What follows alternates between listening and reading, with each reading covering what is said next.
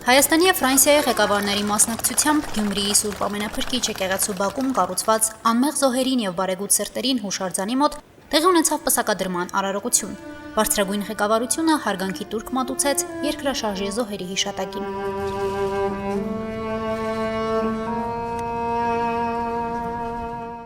Եկեղեցու բակը բազմամարդ էր։ Գյումրեցիները եւ քաղաք ժամանած հյուրերը ջերմ ողջույններով, բացականչություններով դիմավորեցին Ֆրանսիայի նախագահին։ Մարդիկ մոտենում էին, բարևում, լուսանկարվում եւ իրենց երախտագիտություն հայտնում Հայաստանի բարեկամ ժողովրդի նախագահին։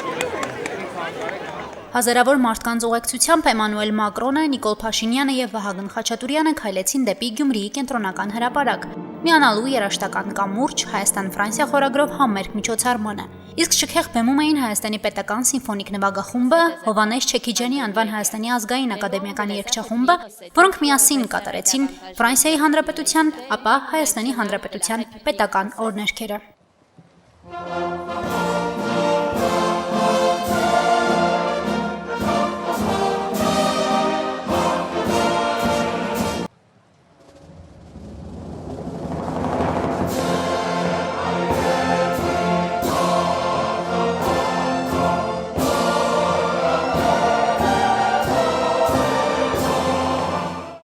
Այս երաժշտական կամուրջը նախ եւ առաջ խորհրդանշական կապ է Հայաստանի եւ Ֆրանսիայի միջև, ուղղված երկու եղբայր ժողովուրդների միջև դիվանագիտական հարաբերությունների խորացմանը, մշտական խաղաղության ամրապնդմանը եւ միջազգային համագործակցության զարգացմանը, մշակութային փոխշփման միջոցով։ Համերգային ծրագիրը մեկնարկում է նշանավոր ֆրանսիահայ երգիչ Պատրիկ Ֆիորիի կատարումով։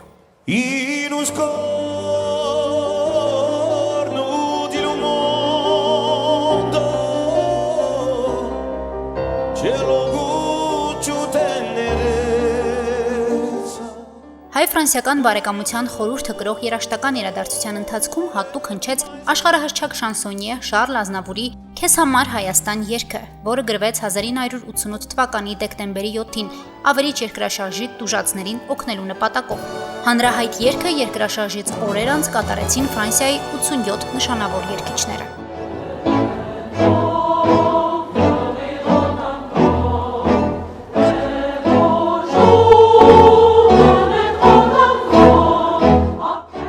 Կատարումից հետո բեմահարթակից գյումրեցիներին եւ հյուրերին իրենց շնորհակալության եւ ողջույնի խոսքեր նեղեցին Էմանուել Մակրոնը եւ Նիկոլ Փաշինյանը։ Երբ որ Ֆրանսիայում նախագահ Մակրոնի հետ խոսում էինք, ես իրեն ասում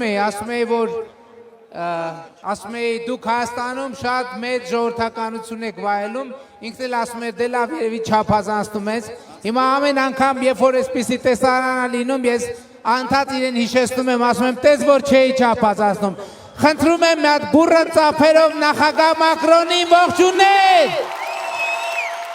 Bonjour Գյումրի։ Բարի օր Գյումրի։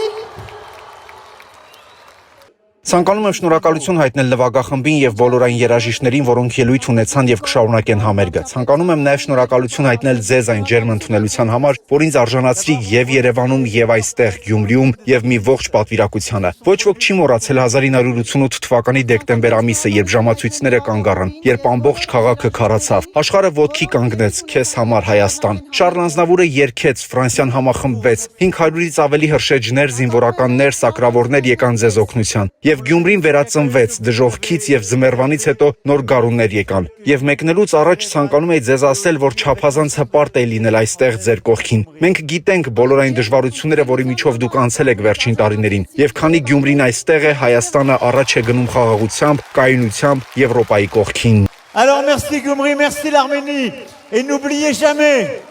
que la France vous aime. Հրապարակում հավաքված ժողովրդին ուղղված ջերմ խոսքերից հետո Ֆրանսիայի նախագահը եւ Հայաստանի վարչապետը ուղևորվեցին Զվարթնոց օդանավակայան, որտեղից Էմանուել Մակրոնը մեկնեց Ֆրանսիա։ Համերգային ծրագիրը Գյումրիում շարունակվեց մինչև ուշ երեկո, պահպանելով բարձր տրամադրությունն ու ոգևորությունը։ Շանթ հեռուստաընկերություն, Հորիզոն,